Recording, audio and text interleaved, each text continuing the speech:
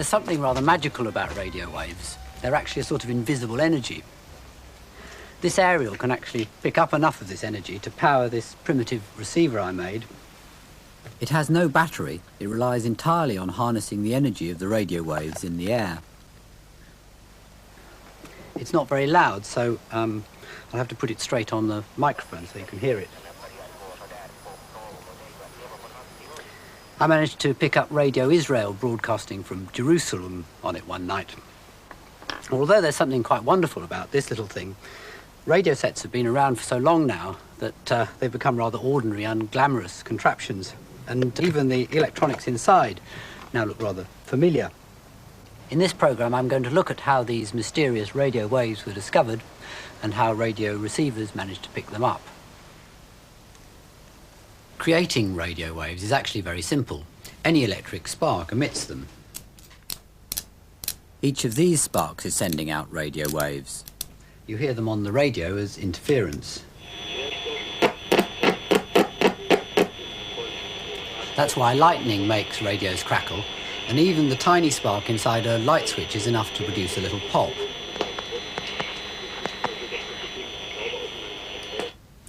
But without a radio set, though, it's not easy to detect these waves, and most scientists didn't believe they existed till just over 100 years ago.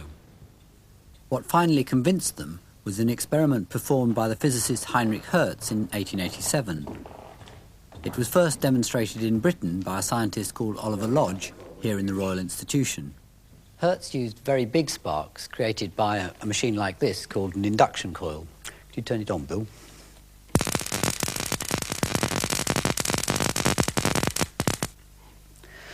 This was connected to these metal plates with another spark gap in the middle, and this acted as a sort of aerial.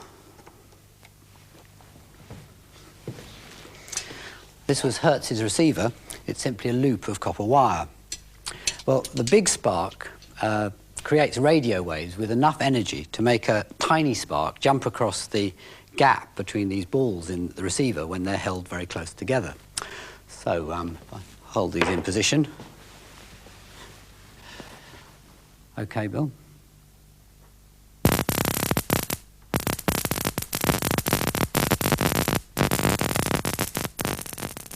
If you look carefully, you can just see the spark jumping across the gap.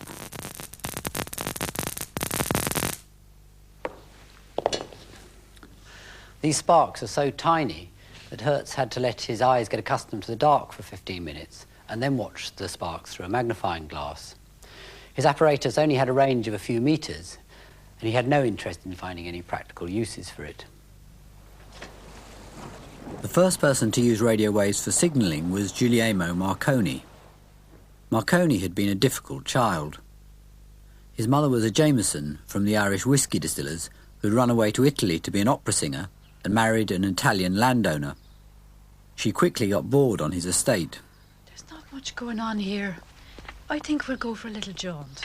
The infant Marconi spent much of his childhood being dragged round Europe by his mother. Where are we going, Mama? Barcelona, or perhaps Boulogne.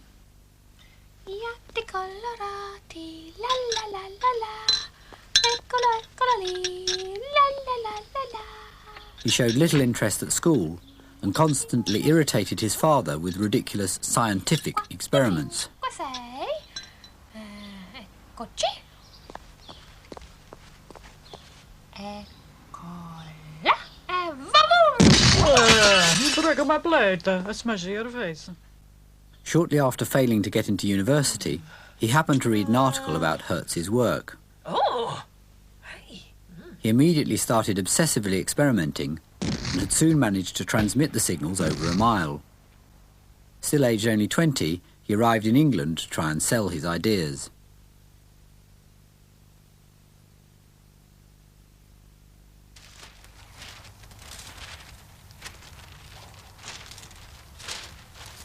Marconi had found that fixing one side of the spark gap to a long vertical wire made a much better aerial than Hertz's. This was further improved by connecting the other side of the spark gap to Earth.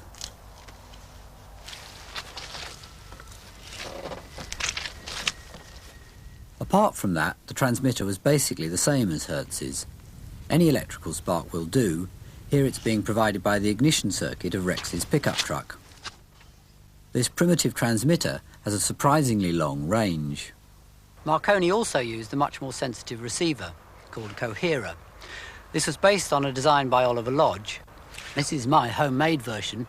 It's just a tube of nickel filings. I made it by filing down a coin. You fix one end to the aerial, another kite, and the other end to the earth. And what happens is that when it detects the radio waves, its electrical resistance falls dramatically, so it acts as a sort of switch and turns on a circuit. The theory behind it's very complicated and wasn't worked out till many years later, but it's quite simple to make it work. The only slightly complicated thing is that you have to have something to shake it to restore its high resistance at the end of each signal. So now if I signal to Rex,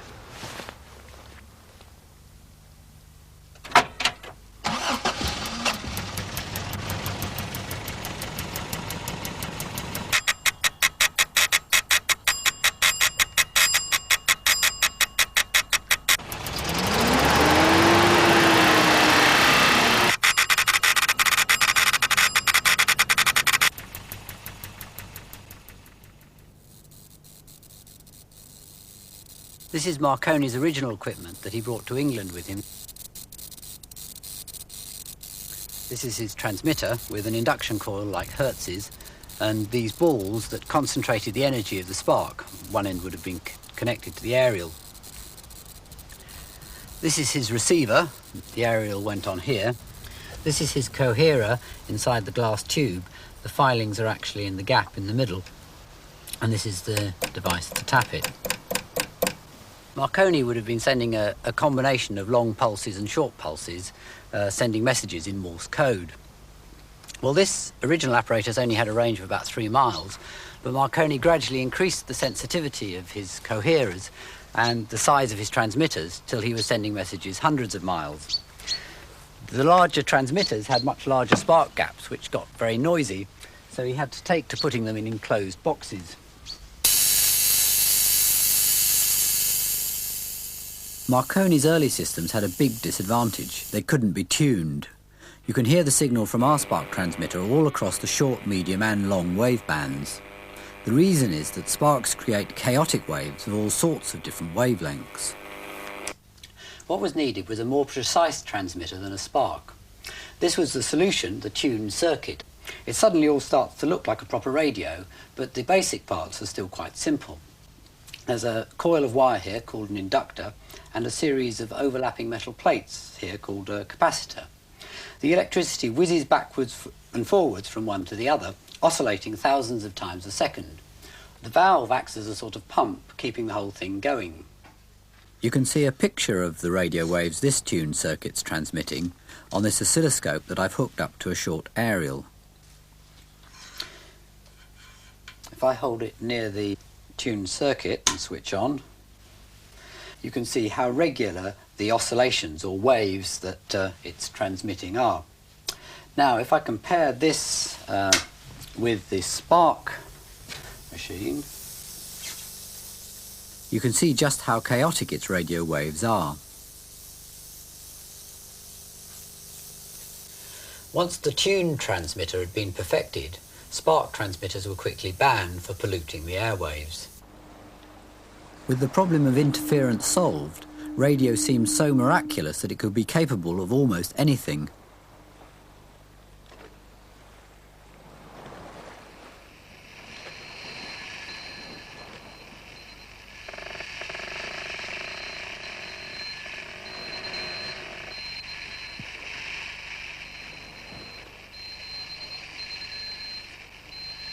Early radios did still have one limitation. They couldn't transmit speech, only the simple pulses of Morse code.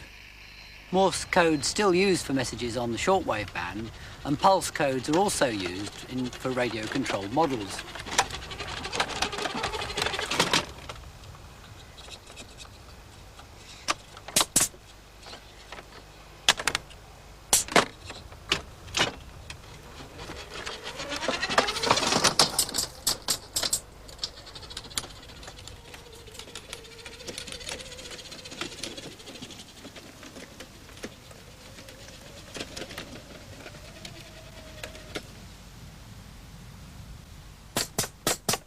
I built this little car for a children's television series, and I've hooked up the oscilloscope to the transmitter so you can actually see the stream of pulses that the car receives.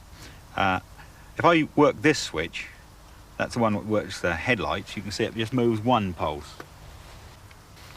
If I shift that one, it works two pulses, which actually opens the door.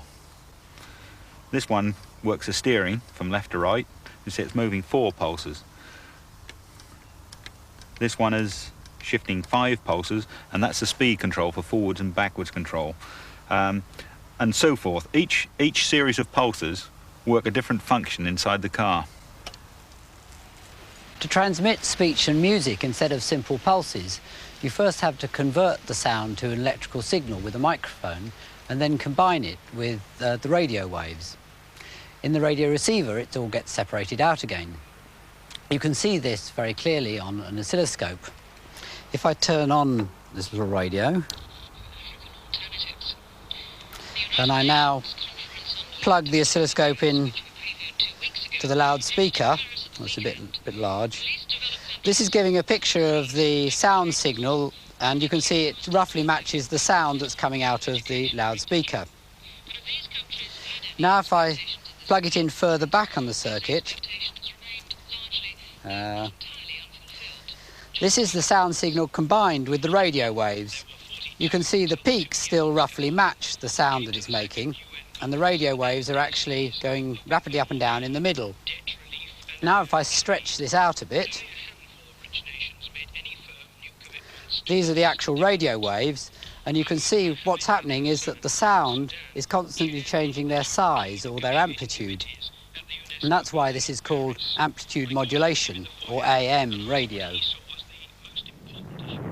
The man who designed much of the practical circuitry for AM radio was an American called Edwin Howard Armstrong. While in France during World War I, he invented the Superhet circuit, which has been used ever since. He then sold a patent to RCA back in America. I have an appointment to see Mr. Sarnoff. Oh, Mr. Sarnoff's expecting you, Mr. Armstrong. Thanks. You're welcome. He became a millionaire overnight and fell in love with the chairman's secretary. Honey, how about you come for a spin in my motor? Okay. Hop in there. Oh, it sure is a big one. He bought a huge Hispano Suiza and climbed his tallest aerial to impress her. They were married soon afterwards. Will you marry me? Oh, Howard, my hero. The fundamental principles of radio have remained unchanged. This is the BBC transmitter at Brookman's Park, broadcasting medium-wave radio to southeast England. Inside, the engineers have restored the BBC's very first transmitter, built by the Marconi Company in about 1920. This end of it actually creates the radio waves, and this end of it combines them with the sound signal, the amplitude modulation. It's basically a series of giant tuned circuits with the valves, the coils of wire of the inductors, and the overlapping metal plates of the capacitors. Well, this generates about 2 kilowatts. This may sound a lot, but this modern transmitter is rated 150 kilowatts, and it's all much more sophisticated. This one's actually broadcasting Radio 3 on AM all over southeast England.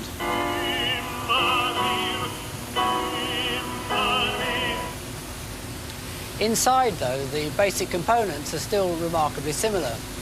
The inductors have remained exactly the same, and the valves and capacitors, although they're now more enclosed, still work on the same principles as well. Transmitters like these broadcasting sound first appeared in World War I.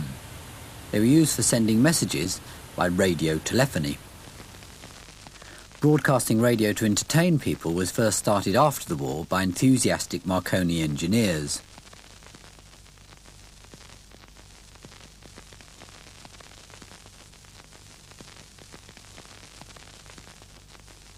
The BBC was then set up by the government in 1922, and listening to the radio rapidly became very popular.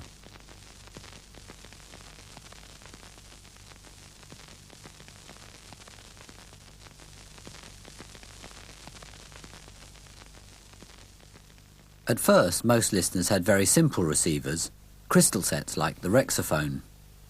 They needed enormous aerials because, like my radio at the start of the programme, they had no battery and relied entirely on the energy of the radio waves in the air. Looked back on the literature they'd been taught in these academic institutions, they found it wasn't really their literature.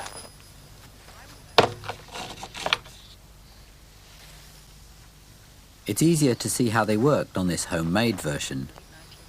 Instead of a coherer, it has a lump of crystal and a fine wire called the cat's whisker. Electricity will only flow one way through the contact between the wire and the crystal, and this has the effect of separating out the sound from the radio waves. Like the coherer, the theory behind the cat's whisker is very complicated, but it's quite simple to make it work. The imperfect contact between teeth and fillings can occasionally have the same effect, causing a few unfortunate people to hear the radio inside their head all the time. This is the modern equivalent of the cat's whisker, the germanium diode. If I put it under a magnifying glass, you can see it's an enclosed version of the same thing. You can see the whisker just touching the lump of germanium. The primitive radio I had at the beginning of the programme worked with one of these, and in fact most modern transistor radios still use them as well.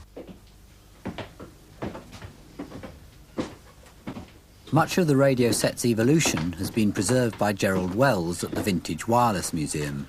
If you wanted something better than a crystal set, what sort of thing would you have had? Well, you could have had something like this, which is 3 separate units, hence it was called a wireless or radio set, because it was a set of parts. It would have consisted of a tune circuit, an RF amplifier, a detector stage, and a power output stage.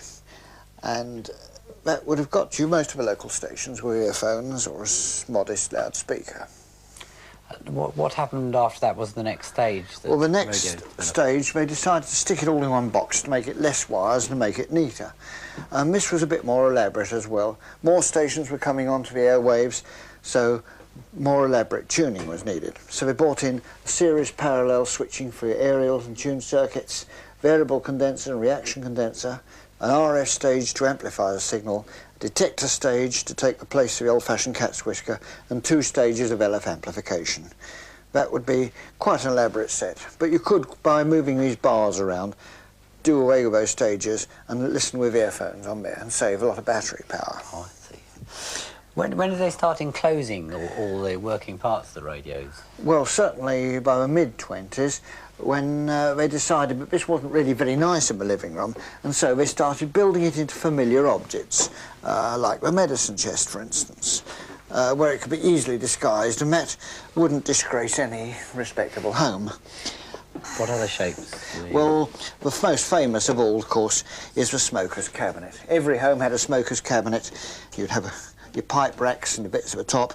Smoking was big industry. You'd have your drawer at the bottom, where you'd have your pipe cleaners, your matches and your tobacco, and it would all fold away and look quite innocent. It didn't scream wireless at you. Of course, all these early radios were powered by batteries, weren't they? Well, yes, there was very little electricity around. And the early radios required a 2-volt accumulator, sometimes 4 or 6, but usually 2, which had to be charged up every week, so that meant you had 2 of them, one being charged, one in use, and you'd need a high-tension battery, you'd need a grid bias battery. The grid bias battery lasted about a year and cost 9p. That would last about 3 months and cost you 7 and 6p. So it was all quite expensive then? It was an expensive business, and it took a lot of rigging up. You had to have an elaborate aerial and earth system, and all the bother of getting your accumulator charged every week. Admitted it was only fruitless and reasonably cheap, but it did mean you had to be careful. You had about 20 hours listening a week. So that when you went to your radio shop, there was usually a Radio Times provided on the counter. That saved you buying one. And with the aid of their Bakelite fountain pen and a pad, you could make notes of what was worth listening to during the following week. So you could pick your programmes and plan your meals around the wireless set. You didn't just hear it, you actually sat down and listened to it and gave it all your attention. You had to, it cost you so much to rig up. And of course, when you came in with your accumulator every week, there was all the other old tabbers and rat bags in there changing the accumulators as well, and you would discuss the programmes. So the reputation of wireless programmes was made and lost in a wireless shop. By the 30s, the appearance of radios had started to change dramatically with the introduction of the new material Bakelite. Pioneered in Britain by the Echo Company, this could be moulded to almost any shape. Its one drawback was that it was easily breakable. See these two portable radios? Well, watch this. Let her go, Betsy.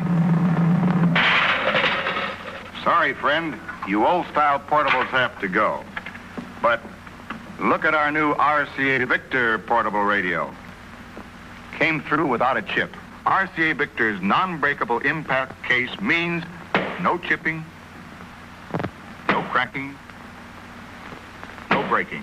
And hear that tone. It's RCA Victor's great golden throat sound. See the world's only portables with the non-breakable impact case as low as $27.95 at your RCA Victor dealer.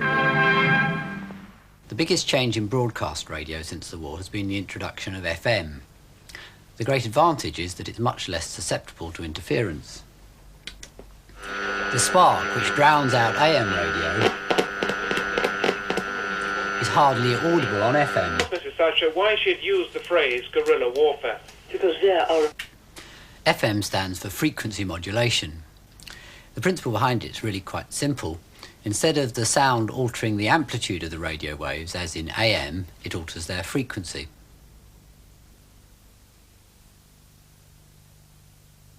FM radio was yet another invention of Howard Armstrong. He started work in the early 30s with a missionary zeal to produce true hi-fi radio. After encouraging tests with RCA, the company suddenly pulled out. Sarnoff! Well, why have you cancelled my project? Get off my back. Hi-fi radio is the thing of the future.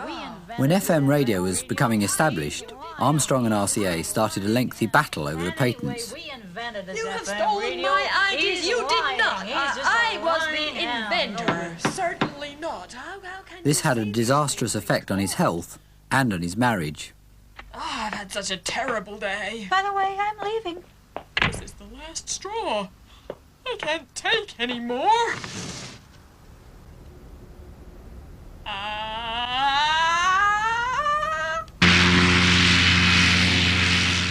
FM has now become firmly established and is invaluable for radio communications as well as for broadcasting. When I fly my little aircraft, I use radio. I personally wouldn't fly without one. This enables me to keep in touch with air traffic control and other air users, and also airfields, to tell them of your intentions. And if you do happen to get lost, air traffic control can help you find your way. And it also is a navigational radio. I can tune in to various fixed beacons throughout the country, and I can fly directly to and from these beacons. And that helps immensely to find your way around the country. Domestic radios have also become much more sophisticated. Many now have automatic push-button tuning, and the sound quality can be very impressive, particularly in stereo FM. But despite this improvement, radio has really been eclipsed by television and other modern marvels, and radio sets aren't the important prized possessions they once were. In fact, the whole idea of a separate radio set is rather disappearing. Radios now tend to be combined with cassette tape recorders or alarm clocks or hi-fi systems. Radio is so taken for granted today, it's hard to think of it as magical anymore, but I hope in this programme I've managed to persuade you that it still is.